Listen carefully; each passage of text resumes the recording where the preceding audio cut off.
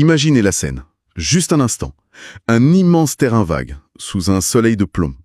Et là, à perte de vue, des motos, pas des dizaines, non, des milliers, tout alignées. L'image est incroyablement forte. Elle a explosé sur les réseaux sociaux avec une légende triomphante. 45 000 motos saisies à des groupes armés au Mali. Une victoire logistique écrasante. On regarde ça et on se dit « Waouh !» C'est concret.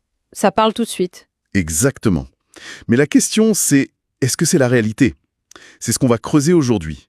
Et pour ça, on a une source principale. C'est un article de vérification des faits de Calux FM, un média basé à Bamako. L'article date du 18 novembre 2025.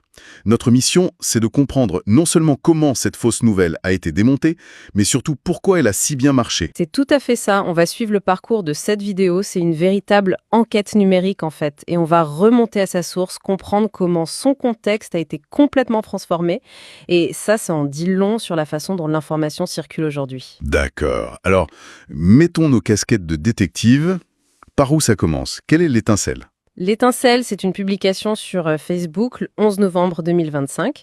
Elle apparaît sur une page qui s'appelle Mali Konu Fana 24. Le message est court, percutant et, disons-le, très efficace. 45 000 motos récupérées au Terro-Terro, merci beaucoup, Asso. Terro-Terro. L'article de Calux FM précise que c'est une référence au groupe qualifié de terroriste. Oui, exactement. On est donc en plein dans un narratif de victoire militaire. Et ce qui rend tout ça crédible, c'est cette fameuse vidéo. Je l'ai regardée et c'est vrai que c'est bluffant. Ce parc de motos infini, le sol poussiéreux, la lumière, tout correspond à l'image qu'on pourrait se faire de la région. L'image et le texte se valident l'un l'autre. C'est une boucle parfaite, quoi. Pas étonnant que les gens aient partagé ça en masse sans se poser de questions? Absolument. Dans un contexte de conflit où l'information officielle est parfois contestée, disons, le public cherche des preuves visuelles de succès. Et une vidéo comme celle-ci, elle comble un vide. Elle offre une histoire simple, positive, et on gagne. C'est un message que les gens ont envie de croire. D'accord, donc on a une image ultra puissante qui tombe au bon endroit, au bon moment. Face à ça, comment on commence à douter? Par où les journalistes de Calux FM ont commencé à tirer sur le fil? Alors, par l'outil le plus simple et le plus puissant de la vérification numérique. La recherche d'images inversées. C'est la première étape, presque un réflexe aujourd'hui.